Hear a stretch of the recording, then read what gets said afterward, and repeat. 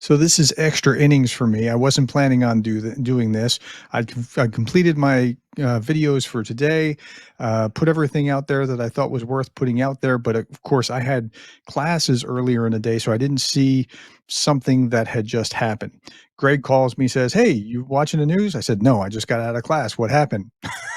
Well, he filled me in, and diplomacy is problematic right now. The last video that I just put up was about how Russian diplomats think and how that's different from the way that Western diplomats think.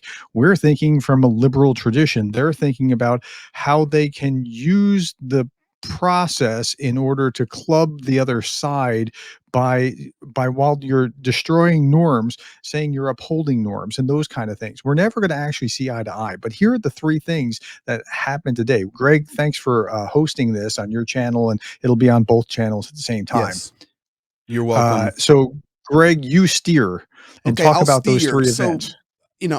I just had a video come out where I was breaking down Zelensky statements today, and I always try to bring to the world President Zelensky translated into English when he's speaking Mhm. Ukrainian. So you can check that out on the other video. But in reality, I called Prof and I said, "Do you see how many things happened on the same day?"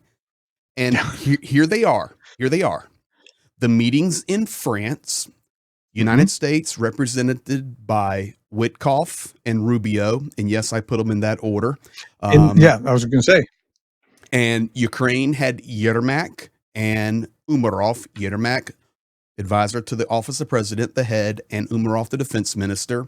Macron, other European leaders. So that meeting happened at the same time. President Zelensky in Kyiv, and that's what my other video is about. You can see it there, everything translated, was telling the truth about war, red lines, Russia striking Ukrainian electrical infrastructure, Russia mhm. pushing heavy troops on Sumy, heavy troops on the southern front. And he also confirmed that China is not only supplying gunpowder and artillery, but has Chinese people working in Russia manufacturing arms for them.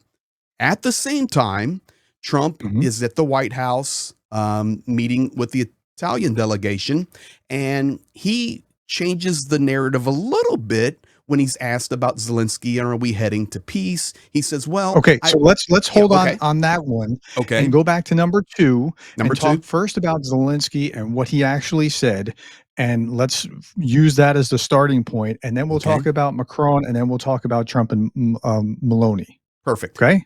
Let's So do that. today, Zelensky reiterated, "We have red lines." This is the second time this week. Mhm. The red lines are territorial issues. And this time he went even deeper. He said, "This is for not just us, but this is Ukrainian people and it's for our future. It's for future Mhm. generations of Ukraine." So he added that into it today. He also made a very direct statement about Witkoff and stated that he is clueless under the absolute spell of Putin. And he has, I quote, "no mandate to represent Ukraine." He then stated, "We know China's supplying weapons." Okay, He, before we go to China, let's talk okay, about Witkoff. okay, Okay, so Witkoff is at the other thing with Rubio, yes, and Witkoff is just absolutely Putin's mouthpiece in this process, right? And so, okay, Witkoff came out with, "We need these territories." Zelensky came out with, "Nope, these are our territories." And so you have your red lines, we have our red lines, and they're like this. They're like, I'm like, I don't know how you get around this, but Witkoff is no friend of Ukraine in any way, shape, or form. Happy to use Ukraine in order to get to the deals. The deals are, when I was talking about the diplomacy, this is what the Russians are going to do. They're going to lure you with these deals while they're doing this other thing over here. And yeah, so Witkoff's he's a bad actor in this, and he has Trump's ear. As far as everything I can detect, he's the guy that's winning, prevailing in the argument within the, there's some dissension between Trump's inner circle, and Witkoff is winning the argument right now.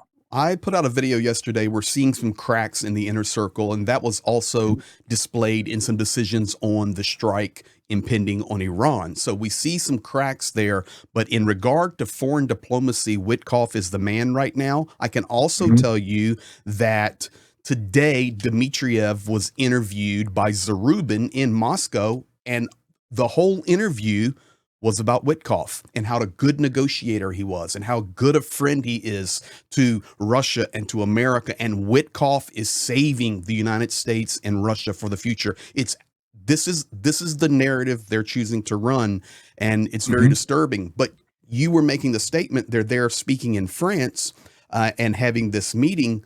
Let's stay there So for a let's second. transition to that. Let's stay I'm there not for a worried second. about the okay, go ahead. When the meeting is Yes. over, This is the thing that I said, okay, we absolutely have to do something about this because now to set the table for that with the meeting in France, Rubio was the junior negotiator. Isn't correct? that weird? Witkoff was supposed to meet with Macron and Rubio was meeting with others, and that's how that went down. Yes. So Rubio, it doesn't have the same favor that Witkoff has to Trump as far as his ear. So, For and me, it's then what happened? trust. Yeah. I And mean, then what happened after the meeting? immediately after the meeting, and this is confirmed by the United States Department own website and press conference, and it's confirmed by the Foreign Ministry of Russia, Lavrov's office. Rubio came out, and his first call was to Sergei Lavrov to report on the meeting and what was discussed. Lavrov responded positively and said, "Thank you for the call. We understand how we're working toward the future, and we still have to solve the root causes of the issue." His first call to Lavrov. The problem here is that Rubio is supposed to be the other side of that weight counterbalance from Witkoff, and it doesn't sound like he's much of that. I was hoping for more, but okay. Well, Um, that moves all us. right. That moves us to this. And I know you've discussed it. I've discussed it. It's the UN vote where, for unbelievably, the United States voting with Russia and Iran to stand against war reparations, war Mhm. tribunals, Russia as the aggressor, the whole list. It's on paragraph 2, I think, of the second page. I went over it in my video. It's Yeah. disgusting. And even China and Iran abstained.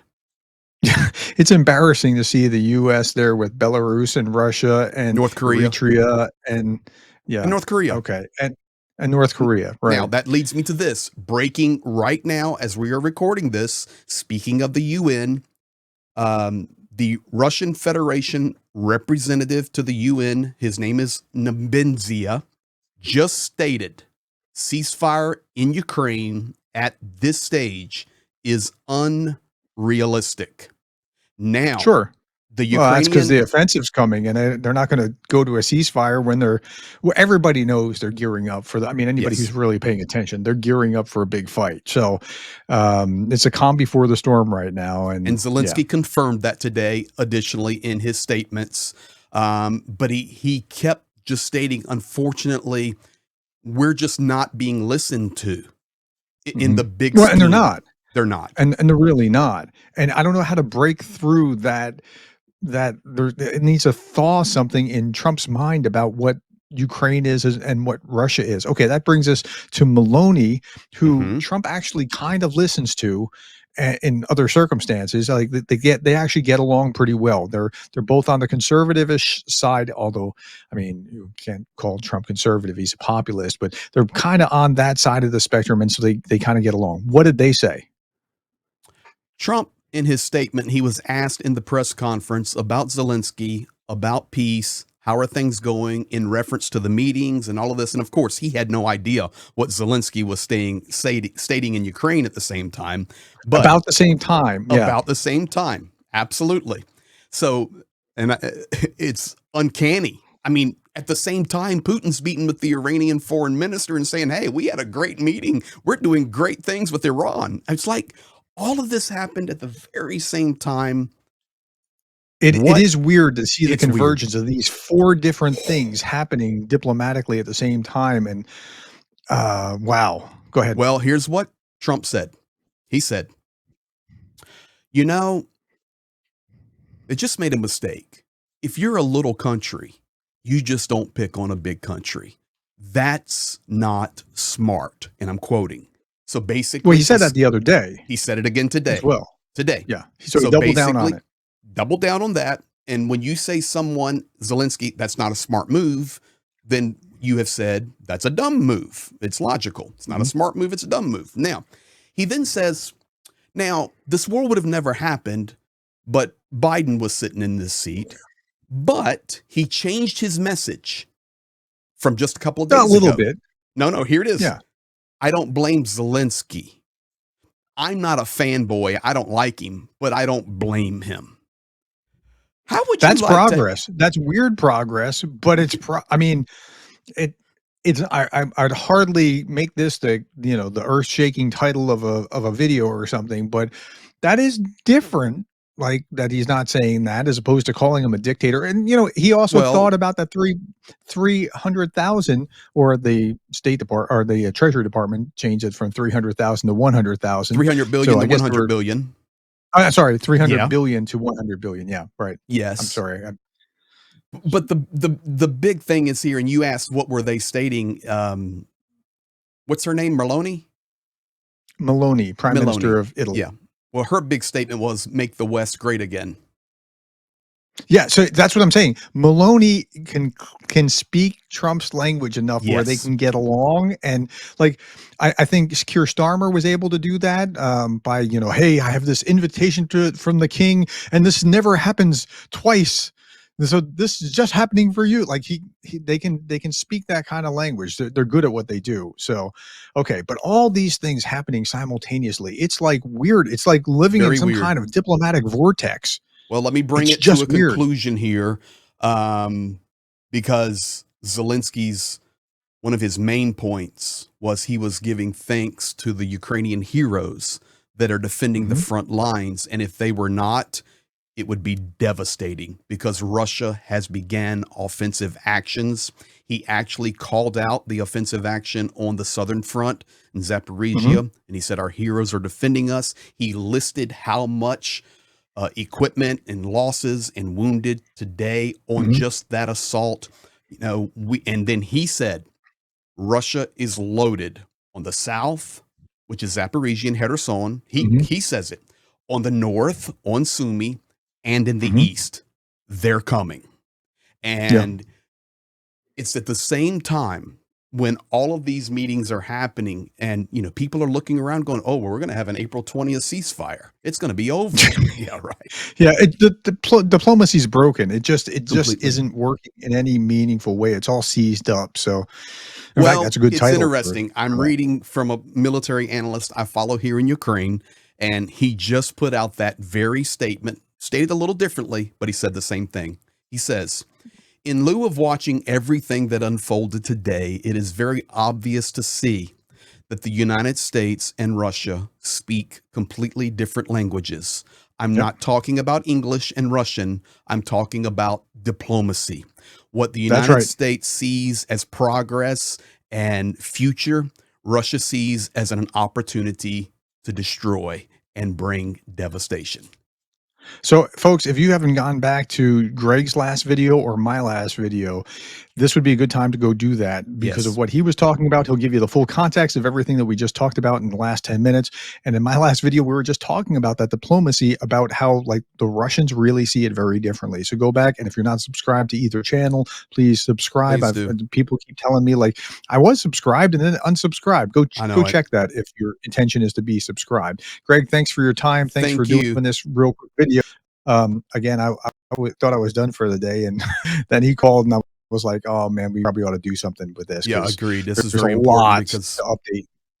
Big day. So you guys be blessed. Thank you for all that you do, and we'll both be back at you later. Blessings. Okay.